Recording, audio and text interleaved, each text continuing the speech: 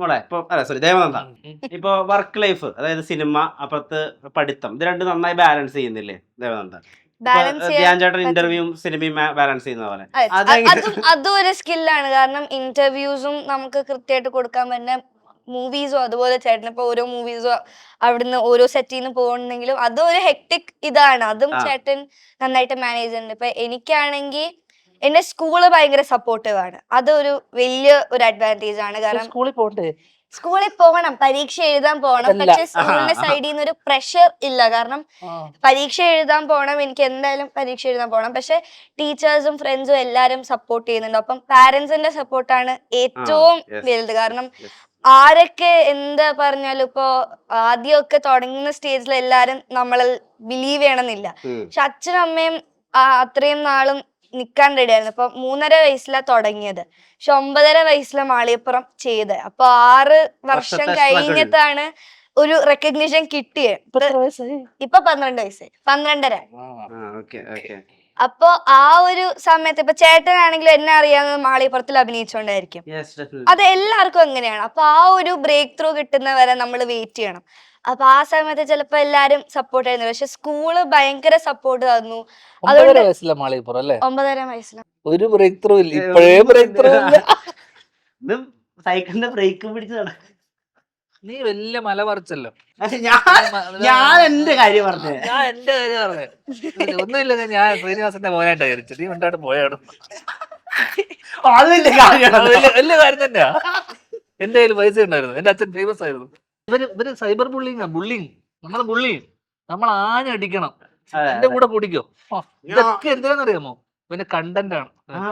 ധ്യാൻ ചേട്ടാ ഇപ്പൊ ഇതിനകത്ത് അവർ ബെസ്റ്റ് ടീച്ചർ എന്ന് പറഞ്ഞിട്ട് ധ്യാൻ ചേട്ടന്റെ മുഖം കാണിക്കുന്നത്. ഓ അങ്ങനെയുണ്ടോ? ഈ സിനിമയെ കുറിച്ച് ഒന്നും കല്യാണമരത്തില് കല്യാണമരത്തിലൊരു മാഷാണല്ലോ. അപ്പൊ ഈ മാണിക്കക്കല്ലിലെ പൃഥ്വിരാജിനെ പോലെ അങ്ങനെ ചെപ്പിലെ ലാലേട്ടനെ പോലെ അങ്ങനെയൊക്കെ ചെയ്യാനാണോ? അതില് മാണിക്കക്കല്ലായിക്കോട്ടെ ചെപ്പായിക്കോട്ടെ ഇതൊക്കെ അവരുടെ കഥ പറഞ്ഞിരുന്ന അല്ല സ്കൂൾ കലാലയം അല്ലെങ്കിൽ സ്കൂൾ അതിനെ ചുറ്റിപ്പറ്റി നടന്നിരുന്ന കഥകളും സംഭവങ്ങളൊക്കെ.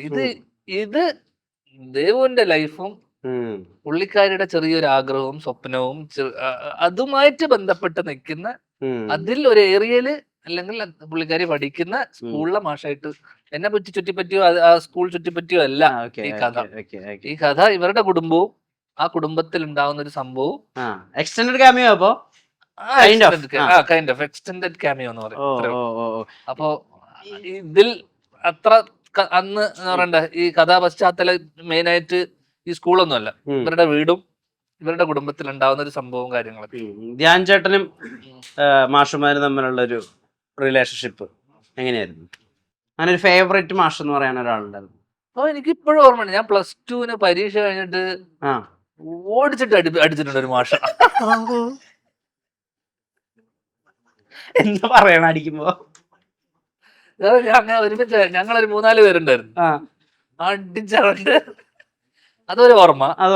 അത് അതേ നല്ല ബന്ധം ഉണ്ടായിട്ടുള്ള ടീച്ചർമാരുണ്ടായിട്ടുണ്ട് വളരെയധികം. എന്ന് വെച്ചാ അന്നൊക്കെ എന്റെ ടീച്ചർമാര് ഇരുന്നിട്ട് അവര് രാത്രിയൊക്കെ ഭർത്താക്കന്മാരുടെ ഒക്കെ എന്നോട് പറയായിരുന്നു ഫുൾ പ്രശ്നം.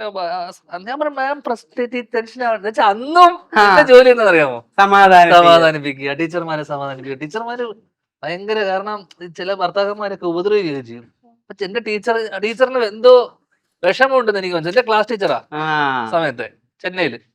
പുള്ളിക്കാരിക്ക് എന്തോ മനസ്സിൽ വിഷമമുണ്ടെന്ന് എനിക്ക് മനസ്സിലായി. ഞാൻ ഒരു ദിവസം ക്ലാസ് കഴിഞ്ഞിട്ട് ഇങ്ങനെ നോക്കുന്നു, ടീച്ചർ എന്റെ ഫേവറേറ്റ് ടീച്ചറുമാണ്, എന്റെ ഭയങ്കര ബന്ധം. ഞാൻ ചോദിച്ചു എന്താ ടീച്ചറിന്റെ മുഖത്ത് ഭയങ്കര വിഷമം ഈടെയായിട്ട്? ഇവരങ്ങ് പൊട്ടിക്കരഞ്ഞ് എന്നിട്ട് എന്നോട് കുടുംബ പ്രശ്നങ്ങള് വീട്ടിലെ കാര്യങ്ങളൊക്കെ എന്നോട് പറയാം. എന്നോട് പറഞ്ഞിട്ട് എന്നോട് പറഞ്ഞു എന്നുവെച്ചാൽ അതിനേക്കാളും വലിയ പ്രശ്നത്തിലാണ് ഞാൻ. തോറ്റ് എങ്ങനെയൊക്കെ പാസ്സാകുമെന്നൊക്കെ ഉള്ള അവസ്ഥയിൽ നിൽക്കുന്ന ഞാൻ. എന്റെ ടീച്ചറിന്റെ കുടുംബ പ്രശ്നങ്ങളൊക്കെ അന്ന് ആ കാലത്ത് ഞാൻ സോൾവ് ചെയ്ത് കൊടുത്തു.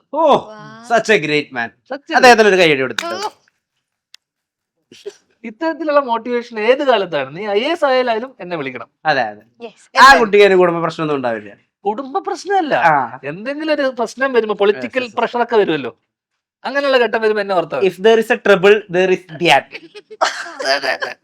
ഉടനെ ഒരു പ്രശ്നം വരുന്ന ഒരു ഘട്ടം വരുമല്ലോ, അപ്പൊ ഓർത്താ മതി അതെ അതെ. ഭാഷ. എന്താ പറയൂ, കല്യാണ മരത്തിൽ ഞങ്ങൾ എന്ത് പ്രതീക്ഷിക്കണം? കല്യാണമരം നമ്മൾ ഹൈ എക്സ്പെക്ടേഷൻസ് നമ്മൾ തരുന്നില്ല, കാരണം അതെല്ലാവർക്കും വന്ന് എൻജോയ് ചെയ്യാൻ പറ്റുന്ന ഒരു മൂവിയാണ്.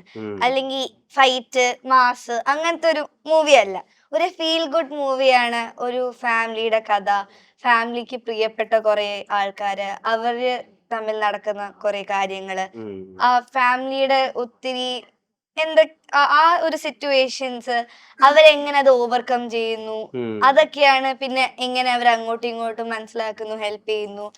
ഇതിപ്പോ ഏറ്റവും സ്യൂട്ടബിൾ ഡേറ്റ് ആണ് ചൂസ് ചെയ്തിട്ടുള്ളത്. നമ്മള് എക്സാംസ് കഴിഞ്ഞിട്ട് എല്ലാവർക്കും ആ ഒരു എക്സാം ടെൻഷൻ കഴിഞ്ഞ് സമാധാനായിട്ട് ഫാമിലിയുടെ കൂടെ പോയിരുന്നു കാണാം. എക്സാം ഇല്ലേ? എനിക്ക് ഫ്രൈഡേ ഉണ്ടായിരുന്നു, ഇനി മൺഡേ ഉണ്ട്. ഞങ്ങൾക്ക് ടെൻഷൻ അല്ല, ഞാൻ മാത്രല്ലല്ലോ എക്സാം നമ്മളൊക്കെ പരീക്ഷ എഴുതി പൊട്ടിയതാ.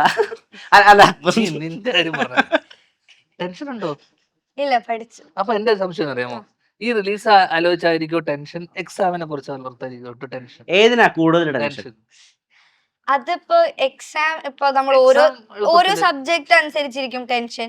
അതുപോലെ മൂവി, നമ്മൾ ഏത് മൂവിയാണോ ചെയ്തത് അതിന്റെ എത്ര റിസ്ക് ഫാക്ടർ ഉണ്ട് അതനുസരിച്ചായിരിക്കും ടെൻഷൻ. എപ്പോഴും എല്ലാ മൂവിക്കും എല്ലാ എക്സാമിനും ഒരേ ടെൻഷൻ ഉണ്ടാകണമെന്നില്ലല്ലോ. എല്ലാത്തിനും ഒരു അനാലിസിസ്, ലോജിക്കൽ അനാലിസിസ് നടക്കുന്നുണ്ട്. That is great. Yes, truly amazing. Yes. Marvelous. അല്ല, അത് വേണം ഇന്ന്. അത് വേണം ജീവിതത്തിലൊരു. അല്ല, നമുക്കില്ലാതെ പോയതും ജനറേഷൻ ഉള്ളതും അതാണ്. ബിക്കോസ് ഇപ്പൊ എന്റെ മോളുണ്ട്. അപ്പൊ എന്റെ മോളോട് ഞാനിപ്പോ ഇങ്ങനെ അവള് ഇപ്പൊ അവിടെ പോയിട്ട് എന്താ സാധനം എടുത്തുന്ന് വെച്ചു. ഇപ്പൊ ഞാൻ ഡോണ്ട് ടേക്ക് ഇറ്റ് എന്ന് പറഞ്ഞു കഴിഞ്ഞാൽ അവൾ ഉടനെ ചോദിക്കുന്ന അറിയുമോ, വൈ നീ ചോദിക്കും. അതിന് ആ വൈന് നീ ഉത്തരം കൊടുക്കണം. അപ്പൊ നമ്മൾ അറിയാത്ത ഇംഗ്ലീഷില് നമ്മൾ ഈ വൈ ഉത്തരം പറയുന്നതിനേക്കാൾ ഞാൻ പറയും ടേക്ക് ഇറ്റ്. അതുപോലെ ഷൗട്ട് ചെയ്തലൊക്കെ എന്നൊക്കെ ചോദിക്കും കുട്ടികള്. നിന്നോട് ആരും ചോദിച്ചതാണ്? അല്ല, അങ്ങനെയല്ല, ചോദിക്കും കുട്ടികള് കാര്യം പറഞ്ഞാ പോരെ. നമ്മൾ അവരെ ജനറേഷൻ എന്താ വിളിക്കുക? ആൽഫ, ബീറ്റ, ഇപ്പൊ ജെൻ ബീറ്റ തുടങ്ങി 2025 തുടങ്ങി. അപ്പൊ നമ്മള് ജെൻസി അല്ല, നമ്മളാരാ? ഞാൻ മില്ലേനിയൽ, ഞാൻ 90s. അപ്പൊ ഞാൻ ചോദിക്കുന്നത് അതിന് ഇപ്പൊ എന്റെ മോളിപ്പോ 7 years old. Gen alpha. Alpha അല്ലേ? ഞാൻ കൃത്യം ചേഞ്ചിങ് ടൈമില് ആ ട്രാൻസിഷൻ പീരീഡ് ഇല്ലായിരിക്കും അല്ലേ? കറക്റ്റ്. അപ്പൊ അവരുടെ പറഞ്ഞോ, അപ്പൊ നമ്മൾ ഇത് ചെയ്യണ്ടെന്ന് പറഞ്ഞു. അപ്പൊ നമ്മളെ കാലത്ത് അറിയുമോ, അത് ചെയ്യണ്ടെന്ന് പറഞ്ഞു കഴിഞ്ഞാൽ നമ്മള് ചോദിക്കൊന്നുമില്ല. അച്ഛൻ പറഞ്ഞു അല്ല അമ്മ പറഞ്ഞു ചെയ്യണ്ടെന്ന് പറഞ്ഞാൽ നമ്മൾ പേടിച്ചിട്ട് അയ്യോ അച്ഛൻ പറഞ്ഞു ഓടിപ്പോയി കളയും. ചെയ്യണ്ടെന്ന് പറഞ്ഞാൽ നമ്മൾ എന്ത് ചെയ്യണം അറിയാമോ? അതൊന്നുകൂടി പറഞ്ഞ അച്ഛൻ പറഞ്ഞിട്ട് എങ്ങനെയാ? അച്ഛൻ ചെയ്യണ്ടെന്ന് പറഞ്ഞു. എന്റെ കൂട്ടുകാരന്റെ അച്ഛൻ. അപ്പൊ എല്ലാ കാര്യത്തിനും you should answer. She will question. Yes. She will question why shouldn't I do that? Okay, ഇപ്പൊ നമ്മള് റീസൺ പറഞ്ഞാൽ we'll understand. നീ വേറെ ജനറേഷൻ അല്ലേ, ഈ ജനറേഷൻ അവര് അങ്ങനെ തന്നെയാണ്, നമ്മള് അങ്ങനെ. ആൽഫ. ഓക്കെ, അത് മസ്റ്റ് ആണല്ലേ ഇന്നത്തെ. അവർക്ക് റീസൺ വേണം. എല്ലാത്തിനും ഒരു ചോദ്യം ഉണ്ട്. ഇപ്പൊ എന്തുകൊണ്ടായിരിക്കും അങ്ങനെ, എന്തുകൊണ്ട് അങ്ങനെ പറഞ്ഞു, അതിന് റീസൺ തരാണെങ്കിൽ ഓക്കെ, കൺവിൻസ്ഡ് ആവണല്ലേ നിങ്ങള്. ഇപ്പൊ ഓക്കെ, ആ ഒരു റീസൺ ഉള്ളത് കൊണ്ടാണ് പറയുന്നതെങ്കിൽ മനസ്സിലാവും. അങ്ങനെ അച്ഛനമ്മമാര് പറഞ്ഞിട്ട് കൺവിൻസ്ഡ് ആവാതെയും നിങ്ങൾ രണ്ടുപേരും രണ്ടഭിപ്രായത്തിൽ നിന്ന സിറ്റുവേഷൻ വന്നിട്ടുണ്ടോ? അതിപ്പോ എല്ലാ വീട്ടിലും ഉണ്ടാവൂലേ? അല്ല, അങ്ങനെ വരുന്ന ഘട്ടത്തിൽ what will you stand? You will stand with your opinion or finally you will go with the parents' opinion? ഇപ്പൊ I stand with my opinion. അത് കഴിഞ്ഞിട്ട് അച്ഛനമ്മ അവരുടെ റീസണിങ് തന്നു കഴിഞ്ഞിട്ട് ഇപ്പൊ എനിക്ക് കുറച്ച് കഴിഞ്ഞപ്പോഴത്തേക്ക് മനസ്സിലാകാണ് അവരുടെ ഒപ്പീനിയൻ ആണ് കറക്റ്റ് എന്ന് തോന്നി. I will be like okay ശരി, നിങ്ങളുടെ ഒപ്പീനിയൻ ആണ് കറക്റ്റ്, അത് അക്സെപ്റ്റ് ചെയ്യും. അത് അക്സെപ്റ്റ് ചെയ്യാത്തൊരു ജനറേഷൻ ആണെന്ന് എനിക്ക് തോന്നിയിട്ടില്ല. പൊളിറ്റിക്കലി കറക്റ്റ് ഫാമിലി അല്ലേ? പരസ്പരം മ്യൂച്വൽ റെസ്പെക്ട് ഒക്കെ ഉള്ള. അത് വേണ്ടേ? അത് വേണം. അതെല്ലാ നിന്റെ ഫാമിലിയിൽ ഇല്ലാന്നാണ്. അഭിപ്രായം ചോദിക്കാൻ നമ്മളുണ്ടായിരുന്നില്ലല്ലോ. ഇതൊരു പാരന്റിങ്ങിനെ കുറിച്ചുള്ള ഒരു ചെറിയൊരു സ്നീക് പീക്കും കൂടിയാണ് നമ്മുടെ ഈ ഇന്റർവ്യൂ സെഷൻ അല്ലേ? അതെ.